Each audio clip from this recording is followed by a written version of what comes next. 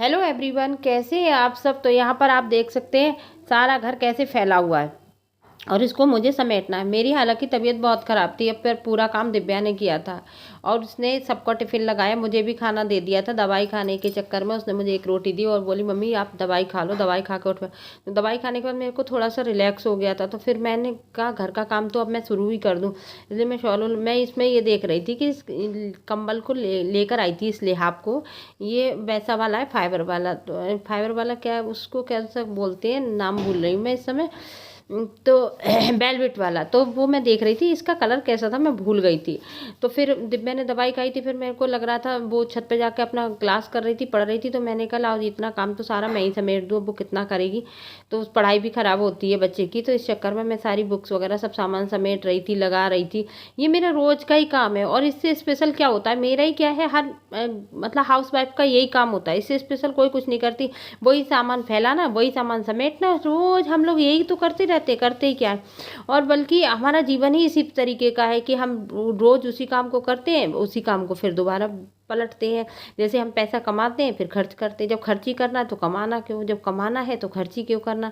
पता नहीं क्यों, मतलब कभी कभी लाइफ ऐसी लगती है कि कहाँ से कहाँ शुरू होती है और कहाँ से कहाँ पहुँच जाती है। तो यहाँ पे ये बेड की जो चादर वगैरह थी, मैं ये झाड़ के बिछा रही थी और मैंने इसको पूरे को अच्छे से क्लीन करके बिछाया था। ये चादर मेरी गर्म चादर है। ये आपको गर्मियों में नहीं दिखती होगी और ये सर्दियों में दिखती है। ये मतलब थोड़ा वेलवेट जैसे कपड़े में है, तो अच्छी है ये काफ़ी। हर बार सर्दियों में मैं इसी को बिछाती हूँ।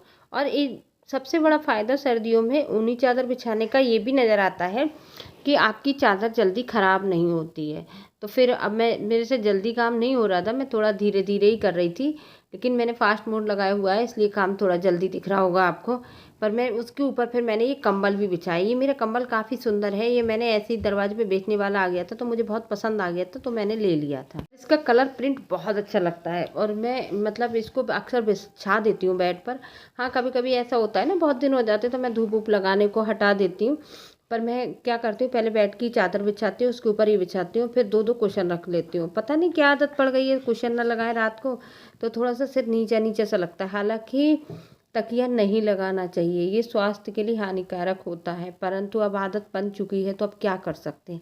तो फिर मैंने ये डबल बेड का जो कंबल था, मैंने ये ऐसे ही बेड पर ही रख दिया था, क्योंकि दिन में बच्चे बेड की चादर समेटने के बाद फिर बस वही मेरा पुराना काम, जो ड्रेसिंग टेबल में बच्चे बाल उल काट के जाते नहीं है, थोड़ा सा अपना लगाते हैं काजल वगैरह क्रीम वगैरह, तो वो सब इधर उधर बाहर रख के चले जाते हैं। मुझे ये चीज़ बिल्कुल पसंद नहीं है कि मेरी ड्रेसिंग टेबल का सामान बाहर पड़ा है। तो मैं इसको सबको हटाती हूँ, फिर एक जगह लगाती हूँ, थोड़ा सा डस्टिंग करती हूँ, साफ़ करती हूँ तो लगा देती हूँ। मेरे को ये रहता है ना कि रोज़ का काम रोज़ निपटाते रहो। अगर आप सोचोगे एक दिन में काम निपटाएंगे तो फिर अच्छा नहीं रहेगा। और ये मेरा बहुत पुराना शॉल है, इसे मैंने पिछले साल निकाला नहीं था, अब मैं इसको ओढ़ने लगी हूँ। मुझे बहुत पसंद आया था। अब तो शॉल का ज़माना ही नहीं रहा, स्टॉल का रह गया, लेकिन मेरी आदत है, मैं सुबह में शॉल ओढ़ कर काम कर सकती हूँ, मैं स्वेटर पहन के काम नहीं कर सकती। बहुत सारे लोगों की आदत होती है, मैं ज़्यादा स्वेटर पहन लूँ तो मेरे को ऐसा लगता है मेरा सांस सा घुट रहा है। दूसरे थोड़ा बहुत कपड़े मेरे आगे के गीले वीले से हो जाए तो मेरे को बहुत अजीब सा लगता है। इसलिए मैं जब तक सुबह का काम निपटाती हूँ 10-11 बजे तक, तब तक मेरा जब तक सटता है तब तक मैं स्वेटर नहीं पहनती हूँ, शॉल ओढ़कर काम चला देती हूँ। मेरा गरम गरम तो इसमें दवाई वगैरह रखी हुई थी मेरी वाली, वो सब भी मैंने सब मैनेज कर दी थी, सब लगा दिया था सामान। और उसके बाद जब मैंने बेड की चादर उधर झाड़ी, हालांकि हाउस हेल्पर मेरी झाड़ू और पोछा दोनों कर गई थी, लेकिन फिर भी ना थोड़ा सा आप देख सकते हो, जब झाड़ू ना तो उसमें थोड़ा सा वो निकल ही आता है। हालांकि कैमरा ऐसा फिट है कि दिख नहीं रहा है, तो उसमें साइडों से थोड़ा सा कूड़ा निकल ही आता है। अब इसको वो झाड़ू लगाती तो ऐसे बैठ के नीचे से नहीं निकालती है जैसे मैं निकाल रही हूँ। वो तो अपने खड़े खड़े सब निकाल के और करके चली जाती है, लेकिन मेरे को क्या रहता है कि भैया साफ करके अच्छे से निकालो। तो फिर मैंने जो कूड़ा गिर गया था वो कूड़ा भी निकाला, और साइडों से फिर जब मैं लगा ही रही थी तो मैंने साइडों से भी काफ़ी कूड़ा निकाला था और बिल्कुल एकदम से साफ कर दिया था।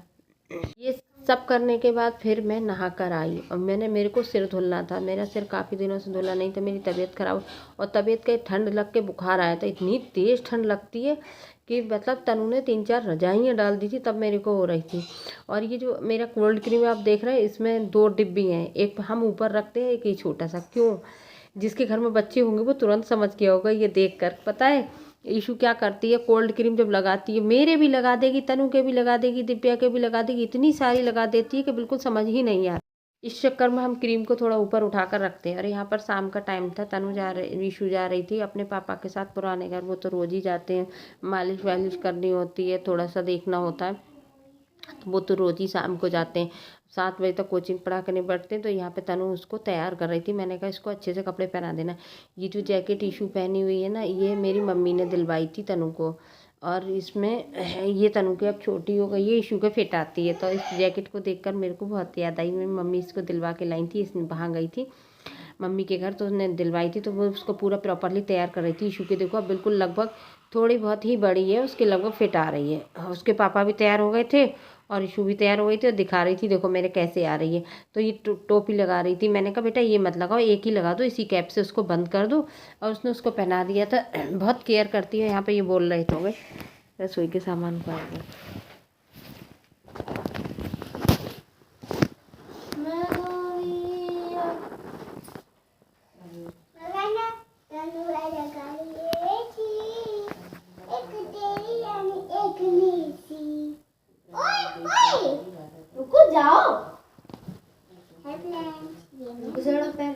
हमारा पैर है, हम जूते पहन रहे हैं।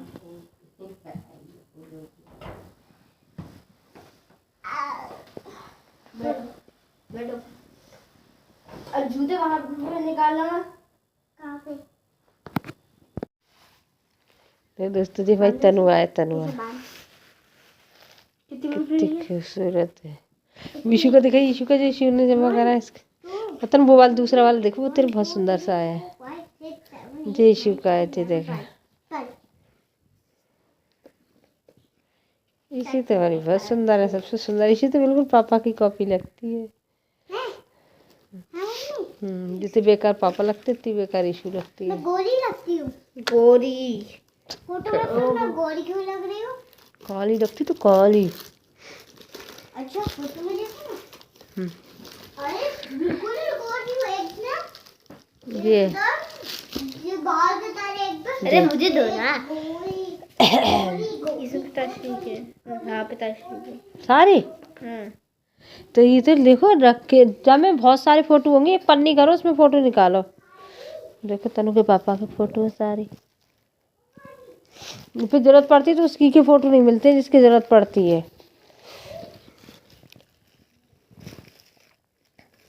हाँ ये है तनु का फोटो।